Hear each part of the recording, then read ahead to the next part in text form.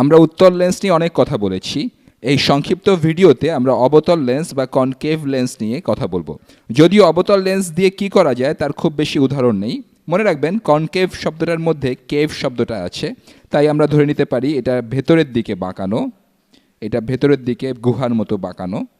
এটা একটু অতিরঞ্জিত করে আঁকা হয়ে গেল, কিন্তু আপনারা এটা সাধারণ ধারণা পাচ্ছেন। এখানে এটা হলো কনকেভ লেন্স বা অবতল লেন্স।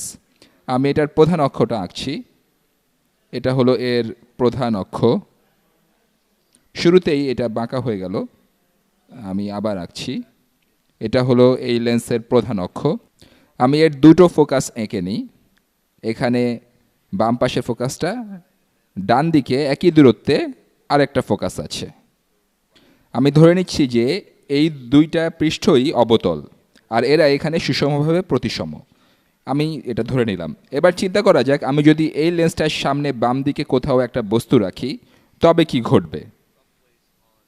আমি এই অবতল লেন্সের প্রধান অক্ষের উপর যে কোনো জায়গায় একটা বস্তু রাখছি। আমি ধরে নিলাম যে বস্তুটাকে এখানে রেখেছি। আগের সব সময়ের মতো এবারও আমি দুটো আলোক রশ্মি নেব। অবতল লেন্সের ক্ষেত্রে আমি একটা আলোক রশ্মি নেব যেটা প্রধান অক্ষের সমান্তরাল।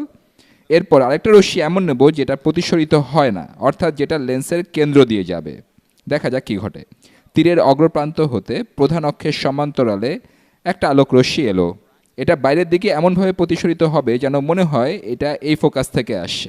তাহলে আলোক রশ্মিটা এমনভাবে প্রতিসরিত হচ্ছে যাতে মনে হয় যে এটা এই ফোকাস, এই বামের ফোকাস থেকে আসছে।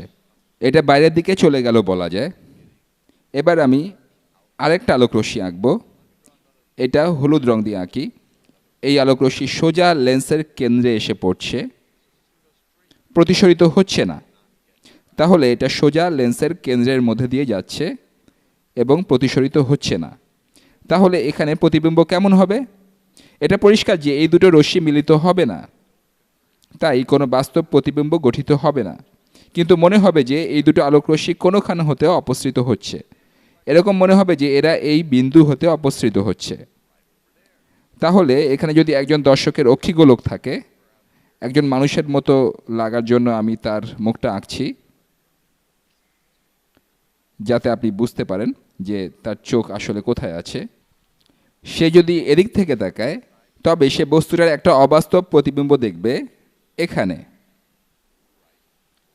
এখানে। তাহলে সে বস্তুটার একটা অবাস্তব প্রতিবিম্ব দেখবে, সেটা হবে সোজা এবং এটা বস্তুর চেয়ে ছোট হবে। আর বস্তুটা লেন্স থেকে যত দূরে আছে প্রতিবিম্বটা তার চেয়ে কাছে আছে বলে মনে হবে। যাই হোক, অবতল লেন্স সম্পর্কে এতটুকুই জানার বিষয়। যদিও আপনি যে কোনো কিছু নিয়ে অনেক কিছু জানতে পারেন, কিন্তু অবতল লেন্সের সারমর্ম এটাই।